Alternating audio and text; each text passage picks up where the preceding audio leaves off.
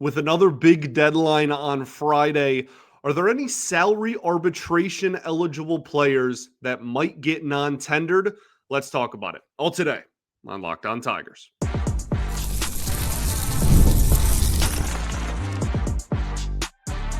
You are Locked On Tigers, your daily Detroit Tigers podcast. Part of the Locked On Podcast Network, your team every day. What is up, everybody? Welcome back to another edition of Locked On Tigers. I'm, of course, your host, Scott Bentley. Today is Thursday, November 20th, 2025. Thank you so much for making Locked On Tigers your first listen every single day. We are free and available wherever you get your podcasts, including YouTube, part of the Locked On Podcast Network, your team every single day. Today's episode is brought to you by FanDuel. Right now, new customers can bet just $5, and if your bet wins, you'll get $300 in bonus bets to use across the app. So download the app today. Welcome all, everyone. Today, we will be discussing the salary arbitration eligible players that may be non-tendered. We're actually going to talk about all of the salary arbitration eligible players, and with the non-tender deadline looming on Friday, we will talk about it in the context of, is there anybody on this list that we can see becoming non-tendered? If you're not familiar with the salary arbitration process, if you have played between 3 and 6 years of Major League, or if you are between year 3 and 6 of MLB service time, I should say, in Major League Baseball, then you are eligible for salary arbitration. There's obviously some, caveats to that and nuance with that, as there always is. But for the most part, that is the general rule of thumb. You are under team control for your first 6 years of Major League Baseball. And in the second half of those 6 years, you can fight a little bit for how much you get paid.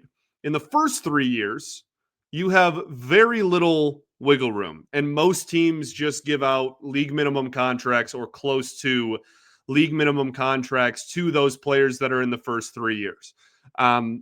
We will talk about all of the players on the Tigers roster that fall under that category tomorrow on deadline day itself, because those players in general are they're both kind of, I guess, interesting conversations in their own right. So by Friday, all teams have to decide whether the players that are under team control in the first 6 years of their Major League career, salary arbitration or not, everybody in that group, whether they are going to return and they are going to maintain their rights in team control and give them a contract for the 2026 season. Now, the one wrinkle in this is Colt Keith. Colt Keith's weird because he got a contract for, 5 or 6 years before he even played a Major League Baseball game. He is exempt from all of this because he's under contract throughout these years anyway. So, there is no tender or non-tender decision for him. All of these other guys are technically, even though they have 6 years of team control, are on year-to-year contracts where a decision has to be technically made on, this year by November 21st, but every offseason. So, with these arbitration-eligible players, the big ones, there is no conversation to be had. Are the Tigers I could be super clickbait headline, are the Detroit Tigers gonna non-tender Tarik Skubal? Tune in to find out. Obviously that's absurd and is never going to happen. Now, MLBTradeRumors.com, which is a website that has just had a fantastic career arc, started off just by a website, but this guy was just putting out, rumors that he had seen on the internet. And now it's a pretty legitimate source. And he has a very widely used arbitration projection model that predicts the salary that arbitration-eligible players would get. And he is impressively close, very consistently, to the point where professional journalists and all publications across the country use it pretty consistently. So Tarik Skubal's projected salary is $17.8 million. He's going to get, assuming he's not extended, he is going to get dang near close to the most that he can possibly get. Now, the interesting thing with arbitration is that imagine whatever you do with your job, okay? Whatever you do for a living, imagine that every year you're like, if you have like a yearly performance review maybe with your boss, instead of it just being a performance review where it's like, oh, you know, what could I do better? What did I do good on? What did I do bad on, etc.? What is the outlook for the year? Instead, your boss has to argue with you about how much you deserve to get paid for your job in this upcoming season, this upcoming calendar year. You're in the room, you're a part of the conversation. Your boss, the person that hired you, the person that is your direct superior, is actively arguing about why you should make less money than you think you deserve to your face. It has severed a lot of relationships. Corbin Burns is probably the biggest one in recent memory, but there's plenty over the years. It is something that teams like to avoid. So these numbers are a good baseline, but the Tigers have done they've been kind of hit or miss, but in percentage-wise, they've been really good at avoiding arbitration altogether. And just going, you know what? Let's not even get to that point. Here's a 1-year contract that's in the middle of the price I was going to ask for and the price you were going to ask for. Let's just avoid this whole process altogether. And more times than not, that happens. Now, we had the Casey Mize incident. Was that last year, 2 years ago? Last year?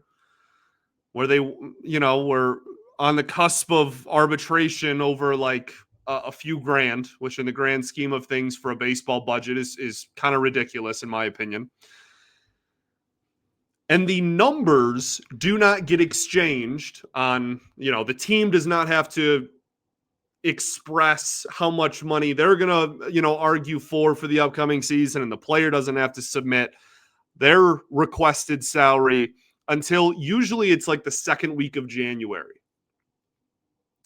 So these guys, they get tendered. We're going to bring them back, but we don't know how much they're going to get paid. We have until January-ish, mid-January, to sign them to a 1-year contract. It can obviously be multiple years too, but to sign them to a 1-year contract. And if they don't have one done by that number, they can still negotiate up until the hearing, which is almost always in February before pitchers and catchers report.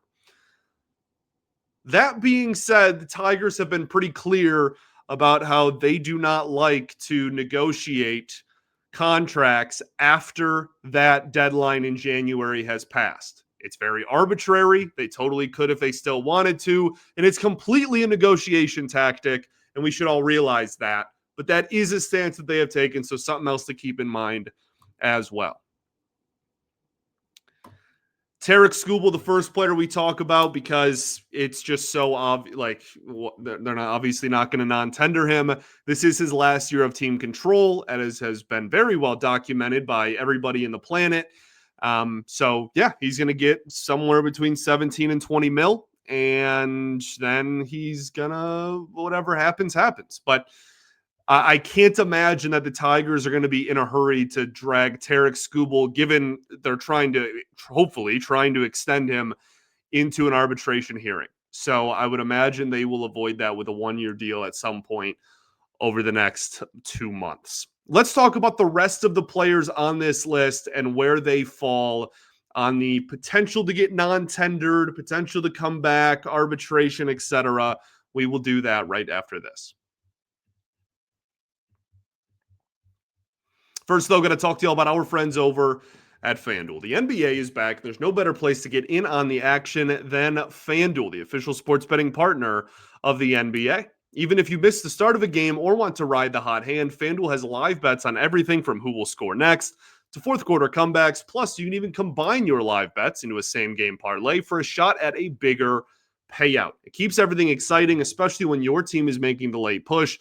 Right now, FanDuel is giving new customers $300 in bonus bets if your first $5 bet wins. So head to FanDuel.com to sign up today and play your game with FanDuel, the official sports betting partner of the NBA.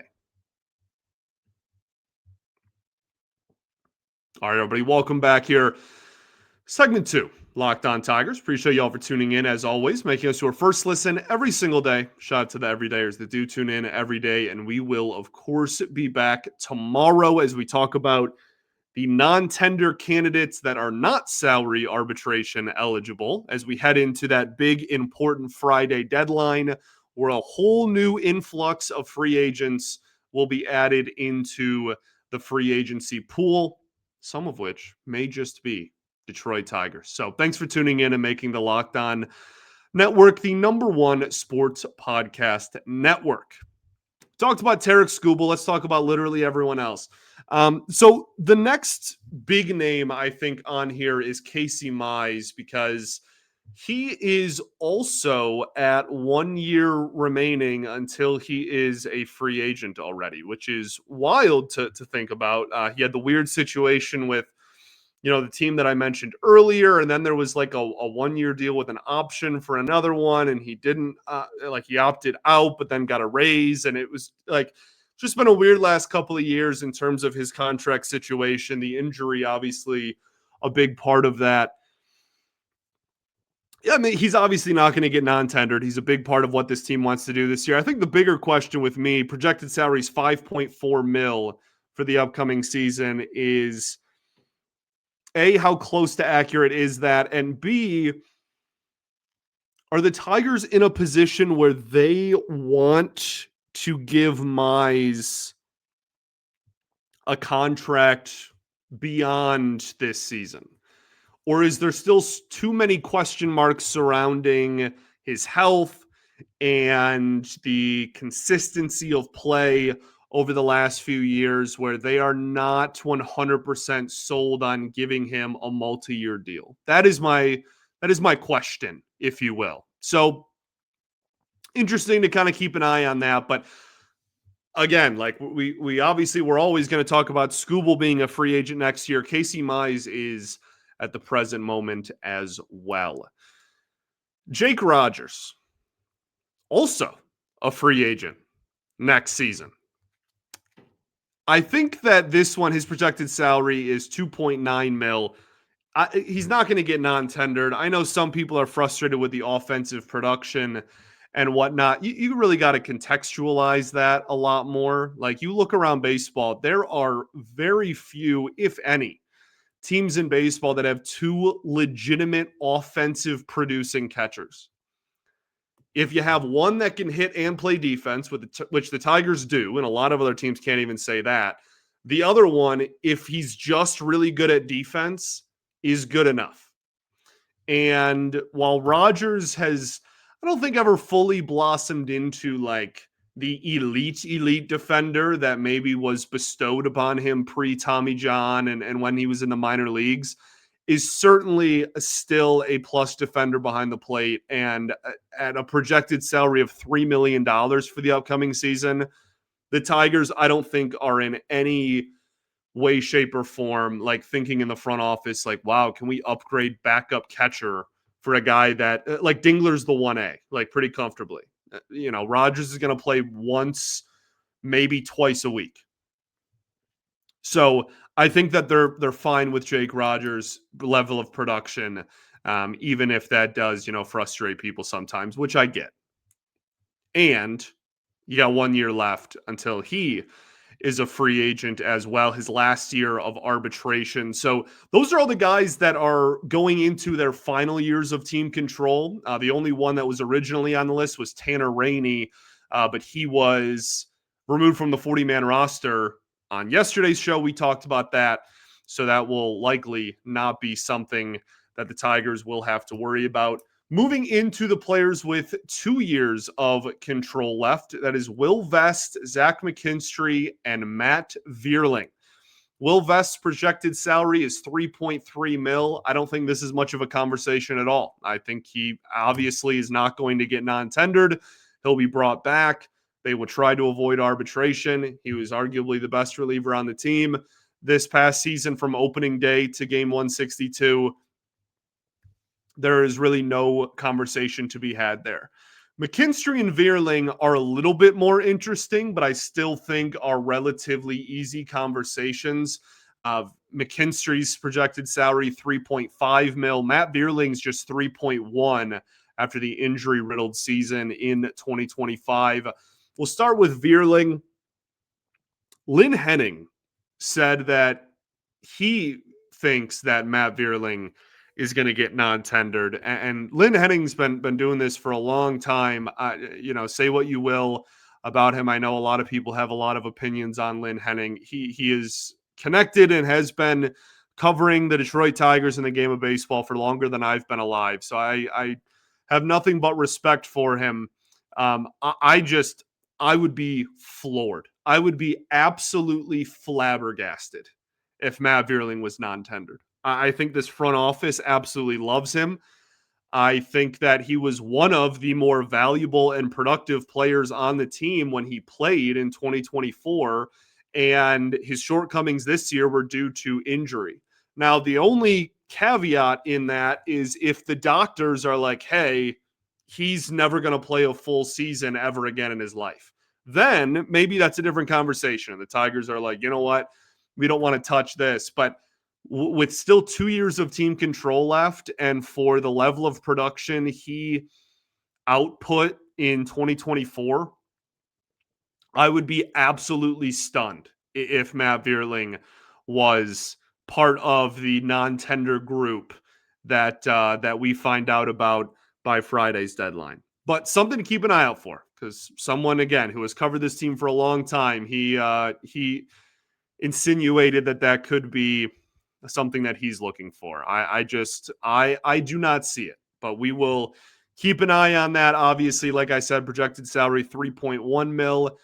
Zach McKinstry, 2 years remaining.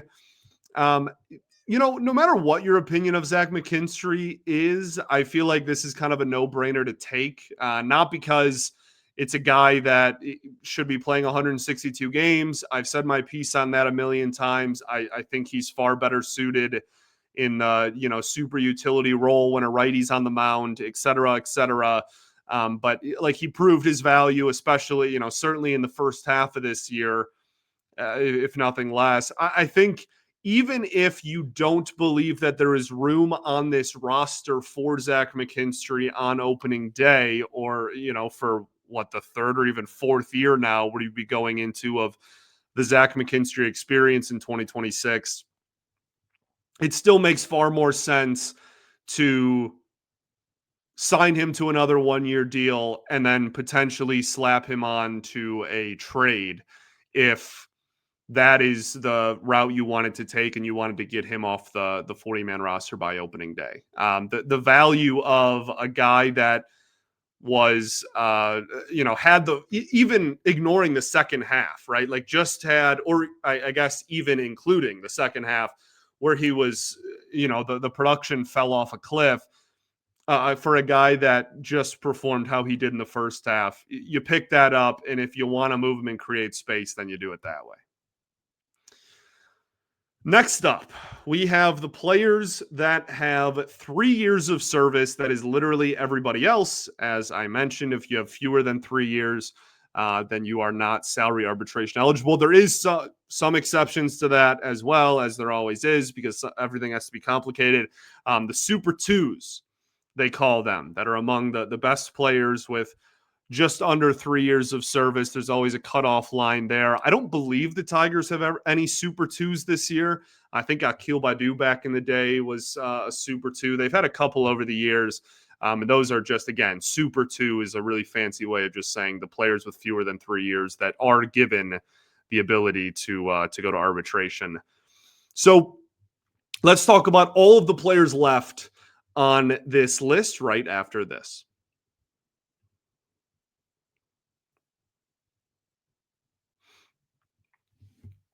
All right, everybody, welcome back here. Third and final segment of Locked On Tigers. Appreciate y'all for tuning in, as always. So there's two players at the top of this list that immediately we can kind of throw out.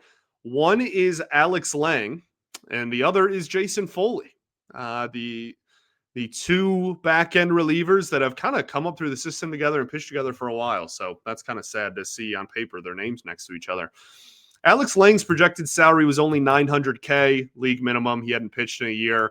Jason Foley's was $3.15 million, according to, again, MLBTradeRumors.com. We'll see what happens. So the update on Foley is that there isn't an update yet. We'll see. I really do think the Tigers, in a perfect world, would like for him to come back to the organization, just not on the 40-man roster until he's healthy again. Alex Lang, it appears, as of Wednesday afternoon, Evan Woodbury of MLive put a couple of updates out there. It appears that Alex Lang is leaving the organization, and that this is not a scenario in which they're trying to bring him back on a one-year deal. Whether that was the Tigers' decision or whether Alex Lang, chose to be released after clearing waivers. It does look like he cleared waivers, was not picked up by anybody, which is just so wild to me after, the stuff that he, or I guess isn't wild to me today, would have been wild to me if you told me that a year ago, given the stuff that he offers and the movement he has, and was on unconditional released waivers. So there you go. Looks like Alex Lang is going to no longer be a part of the Tigers organization. So this number and this conversation in regards to, his arbitration salary or anything like that doesn't look like at least affects the Tigers. Jason Foley, we'll see what happens with him going forward. Everybody else is varying degrees of confidence. You have Andy Ibáñez, Riley Greene, Spencer Torkelson, Kerry Carpenter, Bo Brieske, Tyler Holton. Let's start with the very obvious yeses. Kerry Carpenter for $3.5 million is obviously going to return. There's a 0% chance that Kerry Carpenter is non-tendered. Spencer Torkelson, same conversation. Don't care what your opinion of Torkelson is, whether you love him and think he's the best first baseman in the American League, or can't stand him and think, are the people in my comments that call him a bust every day, even in November. For $5.1 million and for 3 years of control left, a guy that almost had a high 700s OPS and over 30 homers, and has had over 30 homers twice, it is just that would be ridiculous value and asset management to non-tender him. So he will be back, and then if you want to, march to the tune of or pound the drum, pound your fist on the table about trading him or doing something, then we can have that conversation later in the summer. But he obviously is going to be brought back on at least 1 year deal. Riley Greene, again, same conversation. You can talk about the strikeouts all you want. You can talk about the frustrations that people had with him. For a projected salary of $6.6 million, there is literally no chance on earth that Riley Greene is non-tendered. Okay, great. Moving on. Tyler Holton, I think another one. There's really no chance. Definitely took a step back this past year, but for a projected salary of $1.7 million, a guy that as a pure reliever literally got MVP votes 2 seasons ago, I think it's fair to say he is certainly going to be brought back. There's also an argument that he's literally the best left-handed reliever that the organization has at the moment. So with 3 years of control left, do not anticipate Tyler Holton to go anywhere. The two players left, I think, are the two most interesting conversations and probably the two biggest candidates to get non-tendered on this entire episode that we talk about today. And that is Andy Ibáñez and Bo Brieske. We'll start with Bo Brieske. Has 3 years of control left. 1.3 mil is the projected salary for 2026. I could really see this. I wouldn't bank on it. If I were a betting man, this isn't something that I'd be like, this is definitely going to happen, or this is, the 100% correct move or anything like that. But I could see it, man. struggled this year, got demoted, struggled in AAA, got hurt. Like, just kind of a mess of a year. Now, in the same breath, he was arguably this team's best reliever during the playoff run in 2024 and was literally the closer in the playoffs for this team because Foley had started his descent in terms of production as well. So I guess what I'm trying to say is neither would shock me too much. I think Briske's a guy where the Tigers may look around and go, oh, 1.3 mil. Could we non-tender him, bring him back on a minor league deal, tell him if he pitches well, he can get back on the 40-man roster by opening day anyway, and save, $500,000? Like, maybe. But they also could just be like, you know what? We know that this guy's good. We still believe in him. I don't know. I go back and forth on that one quite a bit. I think that there's a real chance that, I guess, on both sides, which makes it 50-50. The last one that I think is really intriguing is Andy Ibáñez, 1.8 mil, the projected salary, 3 years of control left. He's in his 30s and still has team control left. So, like, that's not a talking point, really. For me, the production took a sizable step back this year. It even kind of started in the second half of 2024, to be honest. And his role is just so clearly to be the versatile infielder that crushes lefties. And this year, his numbers against lefties, while they weren't terrible, they plummeted because he was so good, especially in the first half of 2024, right? In that specific role.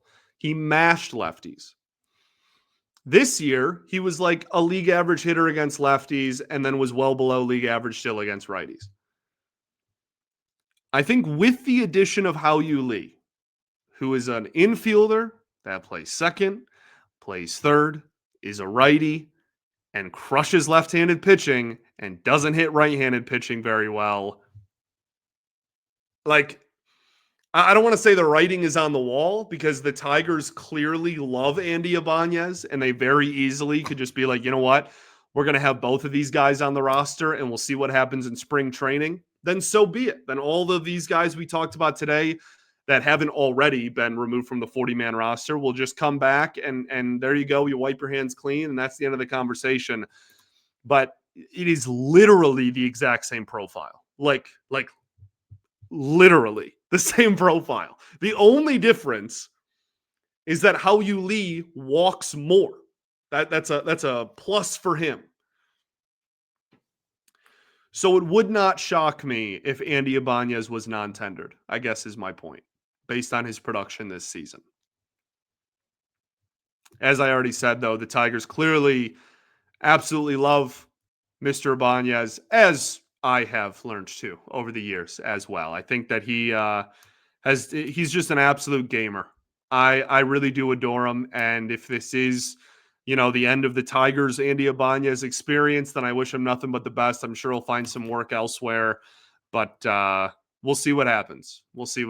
Again, there's a chance that they just stash him on there, keep him, and then see what he looks like in spring training and maybe make the decision then before opening day.